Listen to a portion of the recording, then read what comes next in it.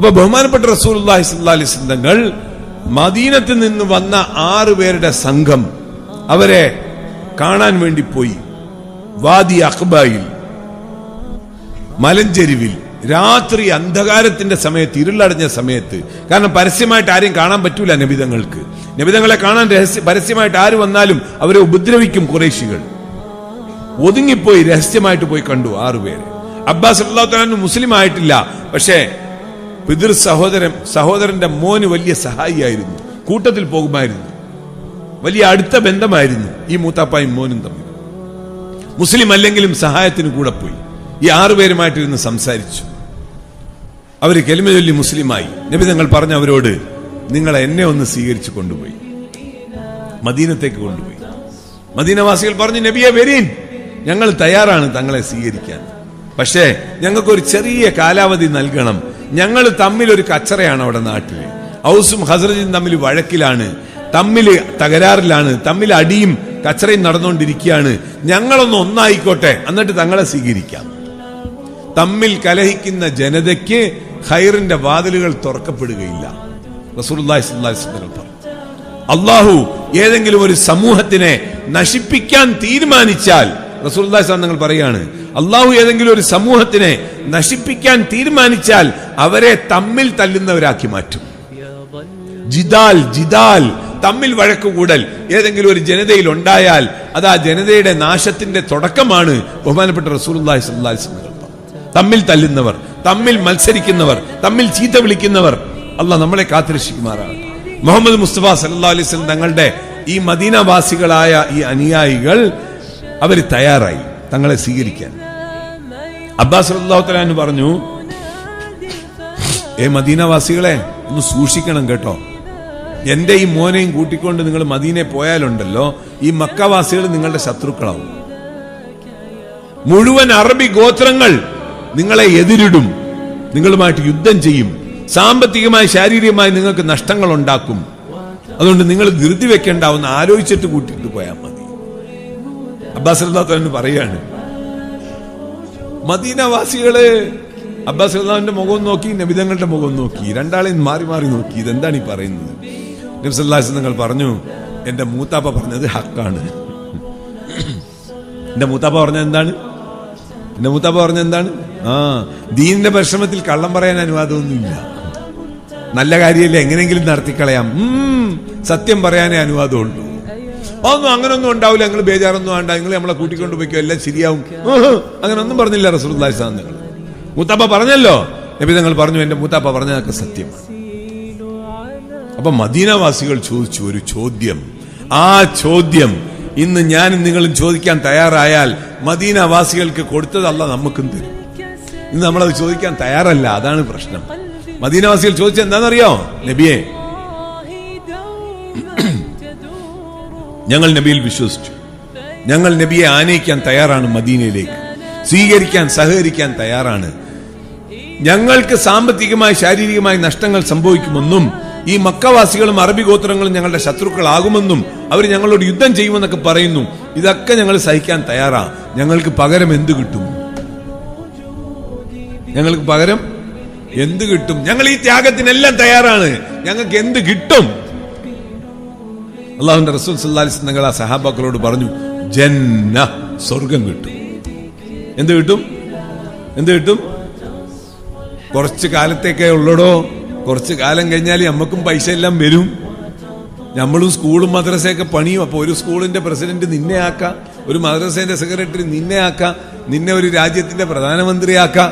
ഒരു ദുനിയാവും പറഞ്ഞില്ല റസൂലുള്ളാഹി സ്വല്ലല്ലാഹു അലൈഹി വസല്ലം. ദുനിയാവിനെ പറഞ്ഞതേ ഇല്ല. മരിക്കുന്നതിന് മുമ്പ് എന്ത് കിട്ടുമെന്ന് പറഞ്ഞതേ ഇല്ല. ഒരൊറ്റ വാക്ക്, എന്ത് കിട്ടും? ജന്ന, സ്വർഗം കിട്ടും. സഹാബാക്കൾ പറയുന്നുണ്ട്, ബയഅനാ റസൂലുള്ളാഹി സ്വല്ലല്ലാഹു അലൈഹി വസല്ലം അലൽ ജന്ന, ഞങ്ങൾ നബി തങ്ങളുടെ കയ്യിൽ കൈ കൊടുത്തു. എന്തിനു പകരമായി? സ്വർഗത്തിന് പകരമായി. സ്വർഗത്തിന് പകരം പോയി അവര്. ഒരു വർഷം കഴിഞ്ഞിട്ട് രണ്ടാമത് വന്നു. അടുത്ത വർഷം ഹജ്ജിന് ആദ്യം വന്നപ്പോൾ 6 പേരാ വന്നത്. രണ്ടാമത് വന്നപ്പോൾ 12 പേര് വന്നു. എത്ര പേര്?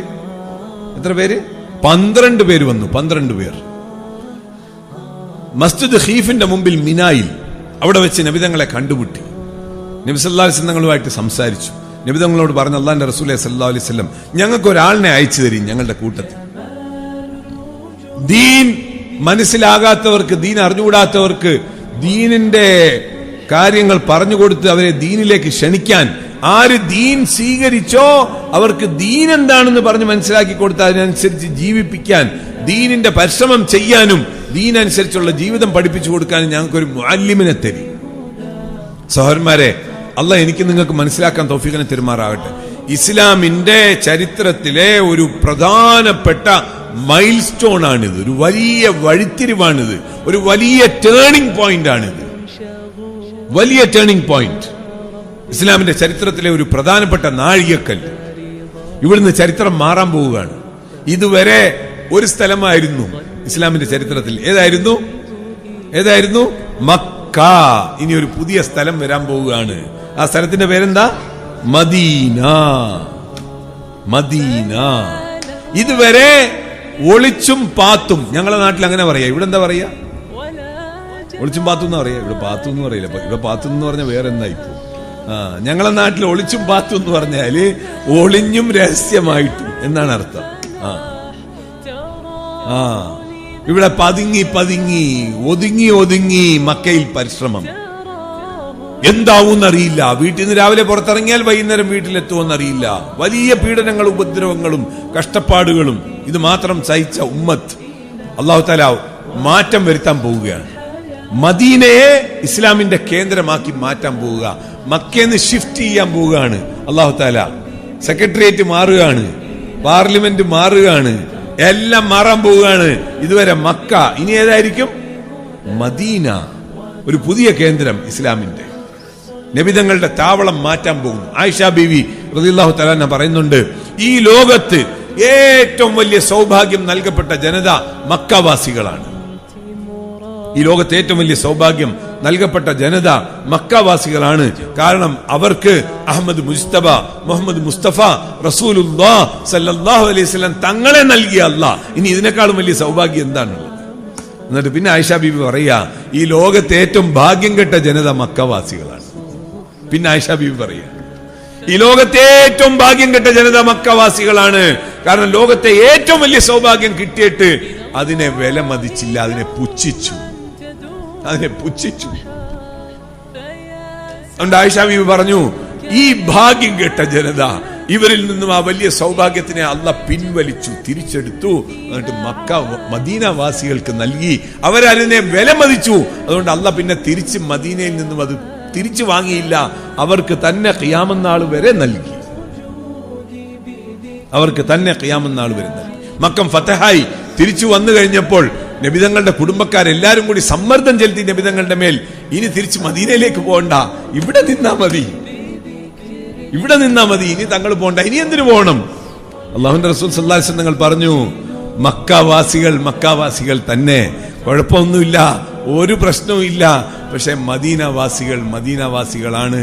ലോകം മുഴുവനും കൂടി രണ്ട് വീതി ഉണ്ടാകുകയും ലോകത്ത് ഒരു വീതിയിലൂടെ ലോകത്തെ മുഴുവൻ മനുഷ്യർ നടന്നു പോകുകയും മദീനവാസികൾ രണ്ടാമത്തെ ഒരു വഴിയിൽ നടന്നു പോവുകയും ചെയ്താൽ ഞാൻ ആ മദീനവാസികൾ പോയ വഴിയിലൂടെ പോകും.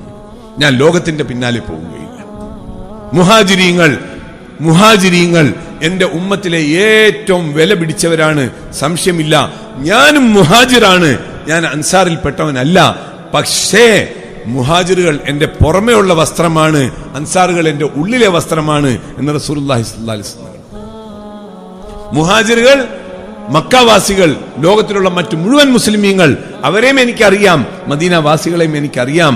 സമ്മാനങ്ങൾ വരുമ്പോൾ മനുഷ്യർ ഒരുമിച്ച് കൂടും. മദീനവാസികൾ സമ്മാനങ്ങൾ വരുമ്പോൾ വേണ്ടാന്ന് വെച്ചിട്ട് പോകും. യാതനകളും കഷ്ടപ്പാടുകളും ബുദ്ധിമുട്ടുകളും വരുമ്പോൾ ബാക്കി എല്ലാവരും ഓടിക്കളയും. അപ്പോൾ മദീനവാസികൾ ഓടിക്കൂടും. ഇതാണ് അൻസാറുകൾ. മദീനവാസികളെ, ലോകം ആട്ടിനെയും കൊണ്ടുപോകട്ടെ, ലോകം ഒട്ടകത്തിനെയും കൊണ്ടുപോകട്ടെ, ലോകം കുതിരകളെയും കൊണ്ടുപോകട്ടെ, ലോകം സ്വർണവും വെള്ളിയും കൊണ്ടുപോകട്ടെ, ലോകത്തിലുള്ള മറ്റ് മനുഷ്യർക്ക് ഗനീമത്ത് ഞാൻ വിഹിതം വെച്ച് കൊടുക്കുകയാണ്. മദീനവാസികളെ, നിങ്ങൾക്ക് തരാൻ എന്റെ ഒന്നുമില്ല. ബാക്കി എല്ലാവരും ഒട്ടകത്തിനെയും ആടിനെയും പശുക്കളെയും സ്വർണത്തിനെയും വെള്ളിയും കൊണ്ട് അവരുടെ വീട്ടിലേക്ക് മടങ്ങും. നിങ്ങളെ കൂട്ടത്തിൽ മടങ്ങാൻ ഒരു മുഹമ്മദ് റസൂലുള്ള മാത്രമേ ഉള്ളൂ. നിങ്ങൾ തൃപ്തരാ? ആരാണോ നബിതങ്ങൾ ചോദിച്ചു അൻസാറുകളോട്. മദീനവാസികൾ പറഞ്ഞു, അല്ലാഹുവിന്റെ റസൂലേ സല്ലല്ലാഹു അലൈഹി വസല്ലം, ഞങ്ങൾക്ക് വേറെ ഒന്നും വേണ്ട, നബിതങ്ങൾ മാത്രം മതി. അല്ലാഹ് എനിക്ക് നിങ്ങൾക്ക് മനസ്സിലാക്കി അമൽ ചെയ്യാൻ തൗഫീഖിനെ തരുമാറാകട്ടെ.